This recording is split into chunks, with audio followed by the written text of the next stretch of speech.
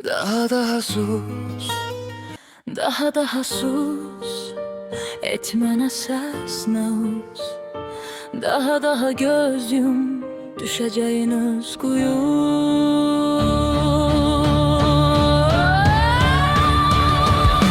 Eledir, zalimler eledir.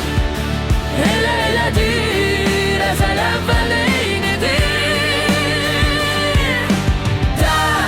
Özününkü değilse insan ses elemir. Oh! Kim ses etmiş nahaka, isteyir lap qanaxa, isteyir can çekişen lap gözüne baxa. Eledir, zalimler eledir. Eledir, ezel evvel eynidir. Dert Özününkü değilse insan ses elemir. Danışım ya susum, sözümü nece udum. Çok haksızlık görüp yurdum, çakkalatay edilip kurdum. herkes əzizdi öz balası, Herkes əzizdi öz anası. göz yaşının min damlası, seninki değilse var mı faydası? Eledir, zalimler eledir. Eledir, ezel evvel eynidir. Dert özününkü değilse insan ses elemir. Bütün hikayelerde eynidir. Keçsə də minlərlə il, mənə toxunmayan ilan, yaşasın min il deyən kimdir? Nahaqqa susanda elə bizimkidir.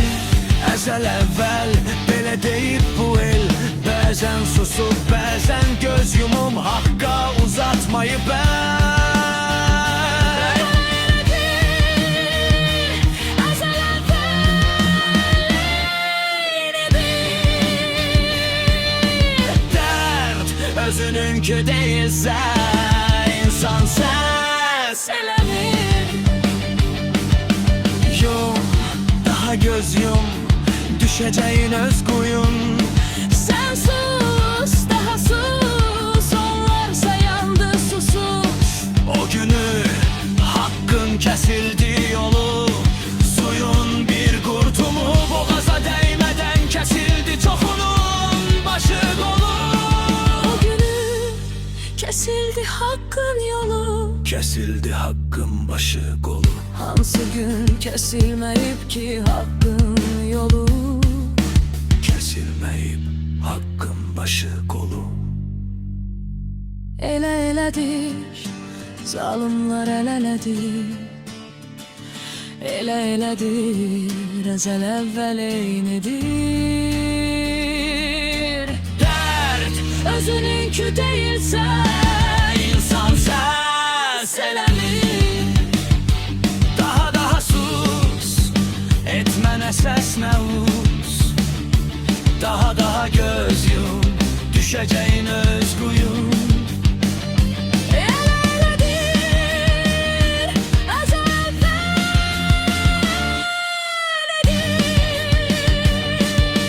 Dert Özününkü değilse insan ses elemir.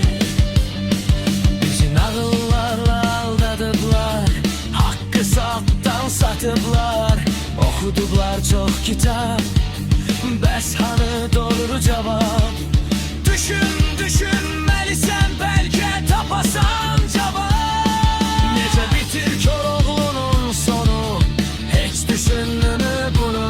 Kah deyirlər yağız atını minib dağa çəkildi, kah deyirlər qılıncı qoyub bozanlıq etdi. Heç düşünmədiniz mi Koroğlu hara getdi, niyə getdi, niyə yağız atla dağa çəkildi? Niyə el ondan əl çəkdi, niyə el ondan bize yalan değildi. Bəlkə yağız atla dağa çəkilmədi, yoxsa Koroğlu yazı edildi. Belki Yağız atla dağa çekilmedi, yoksa Koroğlu yazık edildi. Yoxsa son döyüşdə təkdi.